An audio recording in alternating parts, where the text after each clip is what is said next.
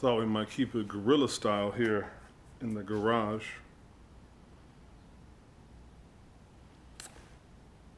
I'm reading this piece by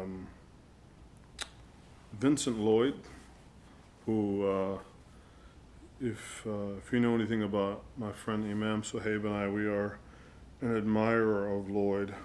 His book, his book on secularism is really profound.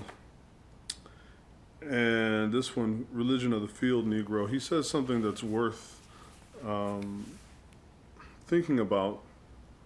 He writes in his introduction, he says, theology makes speaking rightly and rigorously about God.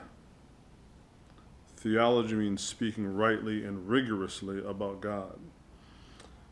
He then says this is impossible. He said, if we could speak rightly and rigorously about God, God would not be God. God would be a product of humans, reducible to human terms, conjured by human minds. I'm going to run with this for a minute, even though I actually disagree with Lloyd on this, because theology, at least from the Islamic perspective, is not revelation. So it is literally just talking about God, right?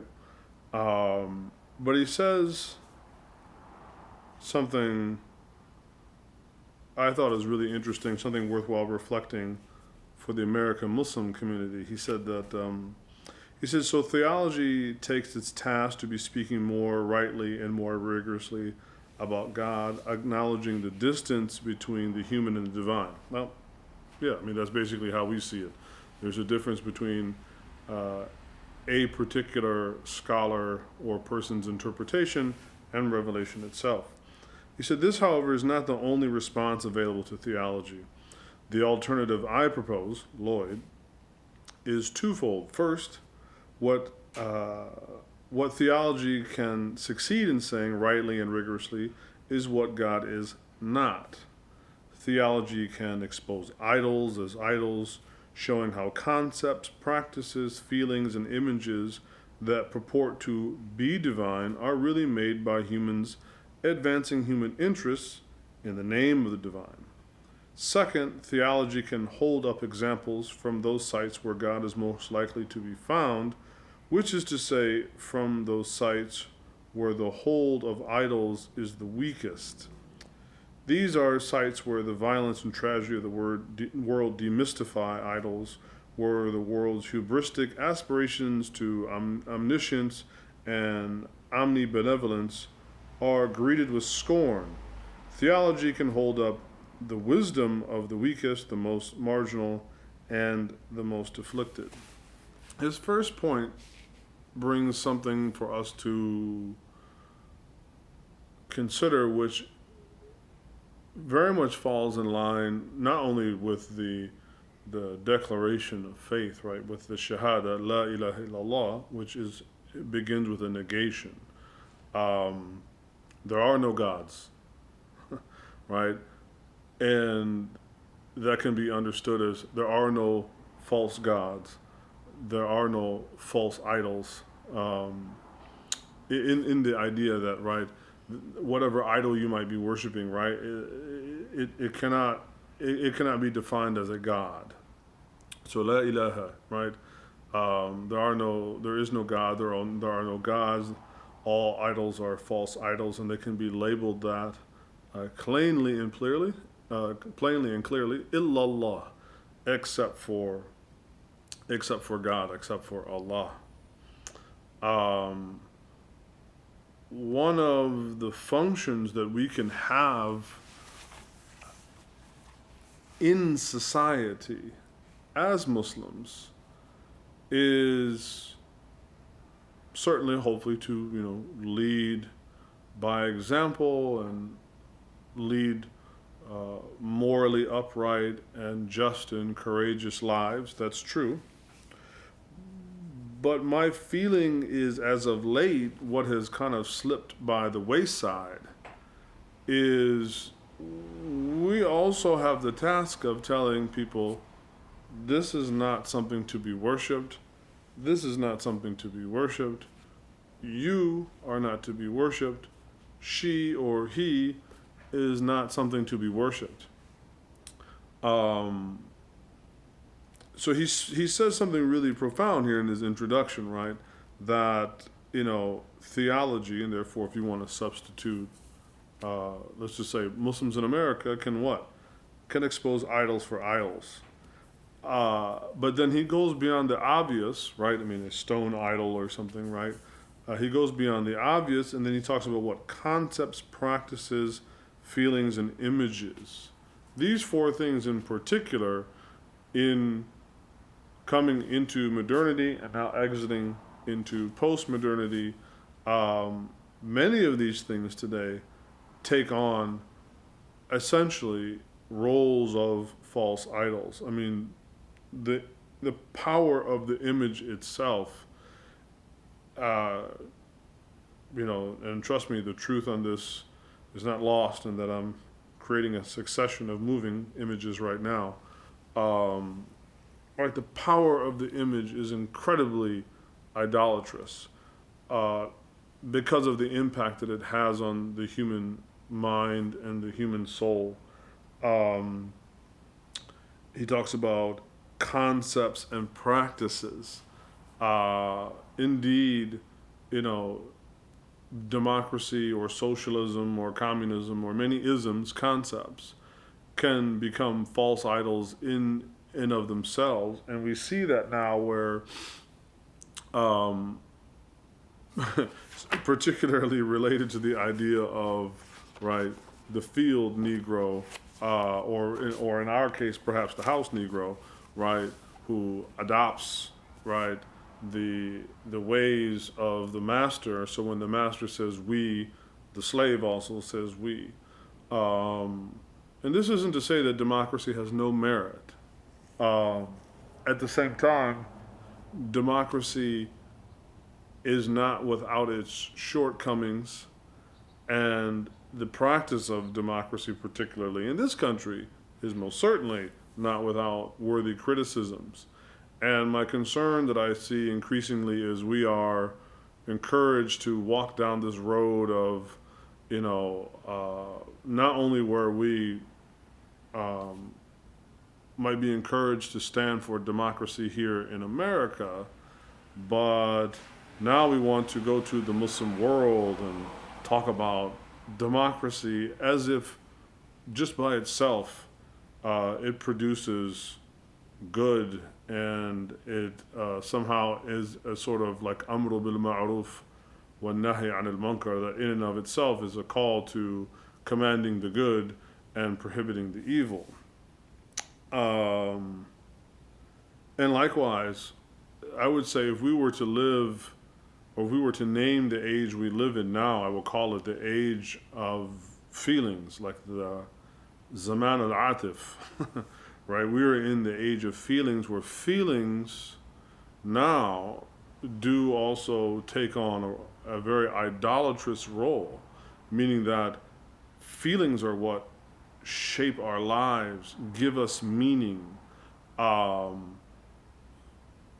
We can either sacrifice ourselves on the altar of feelings, or indeed even sacrifice others on the altar of feelings. And feelings become almost kind of like an idolatrous Kaaba that is circulated around and becomes the very focus and the center of our attention, versus what feelings are, which are transient moments from one to the next, whether that be happiness, sadness, grief, anger, humor, joy, you name it. We can be that community that reminds people of the primacy of God, of the importance of belief, and that not everything gets to be God, right? That we can go back to a very elemental La ilaha illallah. This is one of the things that I see we have gotten away from in our community.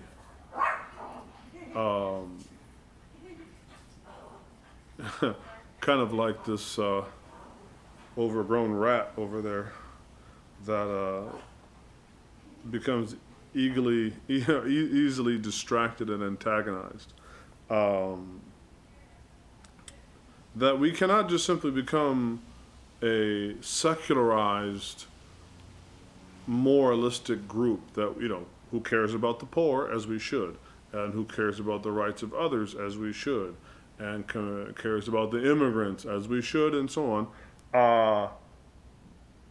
to the point that that's all we need to care about, and that we leave the discussion of God off the table because we don't want to ruffle feathers, we don't want to infringe or impinge upon anybody's feelings, because we are raised in a culture that says, there's two things you don't discuss at the dinner table: politics and religion. And we have decided to say okay and treat that as if that's one of the tenets of faith, along with believing in the unseen angels, the day of judgment, and the different books and messengers of God.